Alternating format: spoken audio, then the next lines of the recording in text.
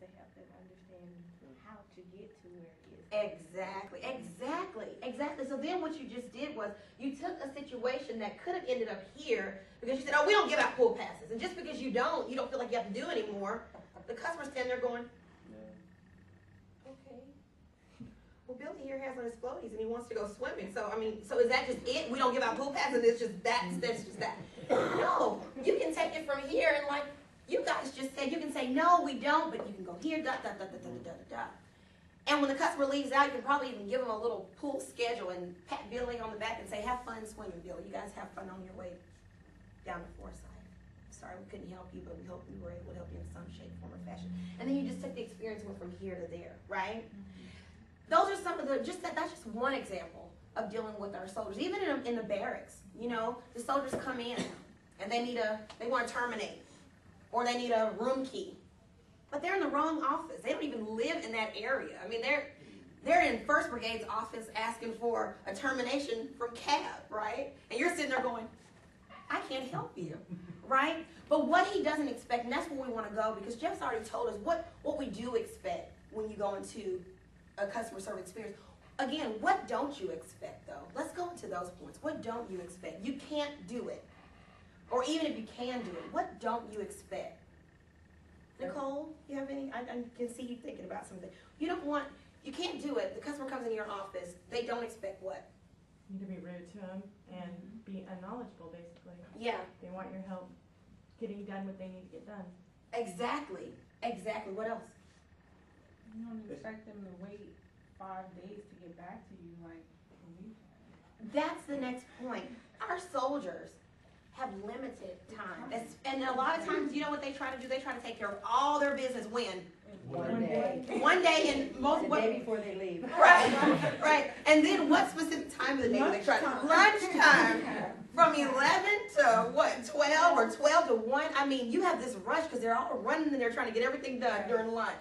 They don't have a lot of time.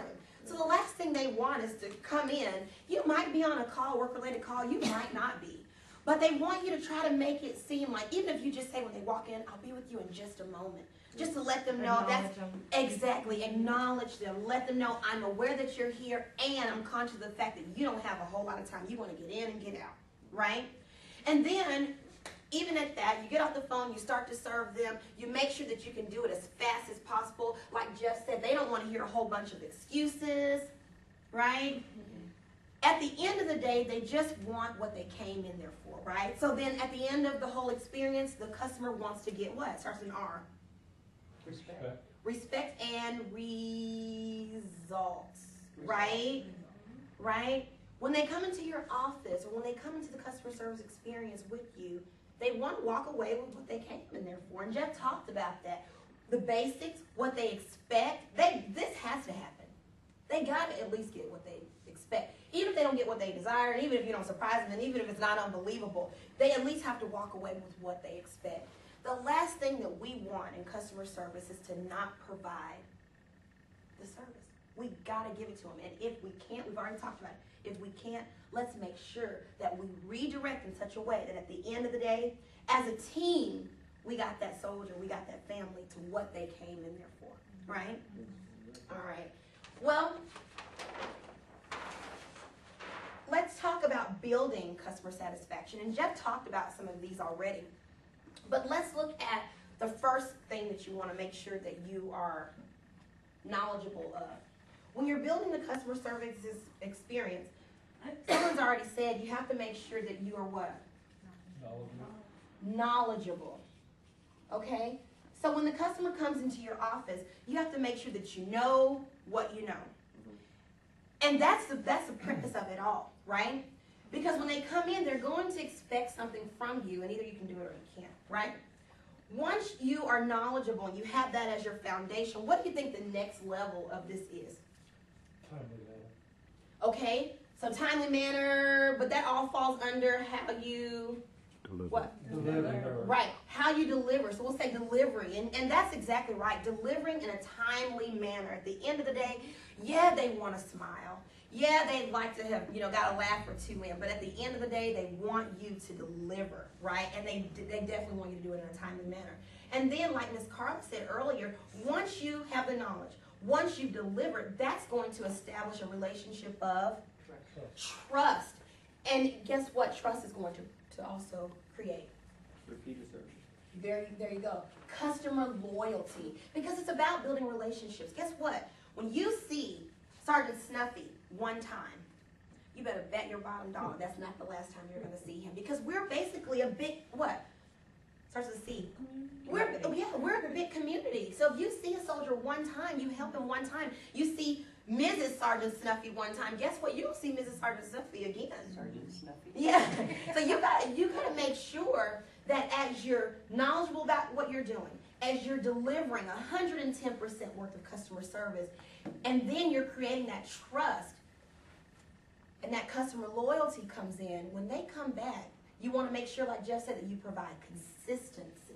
You want to, even though you may not always have a good day, if you've already established a trust and a loyalty, if they trust that they're going to have a good customer service experience with you, then guess what? They got to get that what? Repeated every time.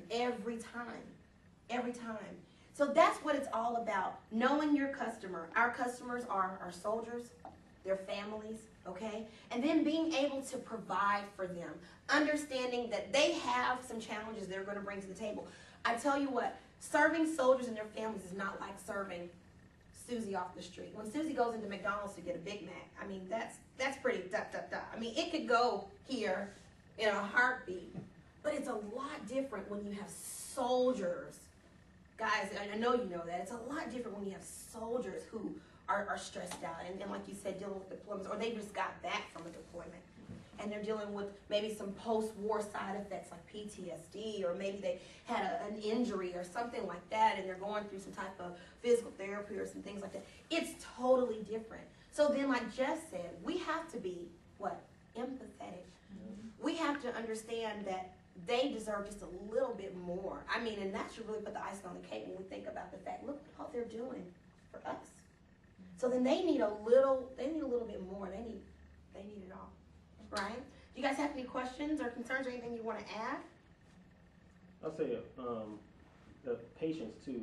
Oh, yeah. Patience and Jeff spoke about being proactive. Mm-hmm. Being proactive in that, like when you see a certain type of customer, because you know we all judge people on how they look, like stuff, how they present themselves. You should be proactive in your mind, like, okay, that's a soldier. First of all, I have no idea where they just came from, what they're dealing with. Be a little patient with them. Exactly. Because some soldiers do go off the handle from bad customer service. And even though they're service members and professionals 24/7. Right. They do. Well, there's a context thing as well. I mean, Yeah. soldiers are used to dealing with other soldiers, and it's a command structure. It's rigid, and they, you know, as any person would, it's difficult to differentiate who you are from who you're dealing with. And so if they've been dealing with Sergeant Snuffy all day, and you can tell Sergeant Snuffy exactly what to do and how to do it. He's going to bring that context with them to when they're dealing with Susie at the housing house. And you know what? That's a really good point that Jeff just brought up. A lot of our soldiers are used to taking command. Yeah. They're used to someone telling them how to do this, and this. So the last thing they expect when they come into your office is for you not to know, because they're going to follow your directions. I mean, if you say to Snuffy, listen, this is how you do a termination, or this is how you get a barracks key, and you are pretty rigid about it, you're like, boom, boom, boom, boom, boom, he's going to follow what you say. But if he comes in and you don't even know, and you're sitting there like, well, I don't even know how to make a key, I hadn't gotten to that part of the training yet, he's going to be really, really irritated, because guess what? Now you got two people, the blind leading the blind, and he doesn't have what for that? He don't have time for that, right? Wow. More patience for it. Exactly.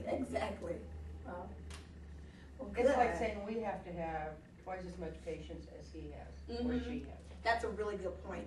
That's it in a nutshell. Yeah. Well, thanks everybody for coming. I hope that you're able to take some of this away with you and really apply it in what you do every day. And it's been a pleasure for us to be here. So thank you very much. Yeah. Good. Pretty good.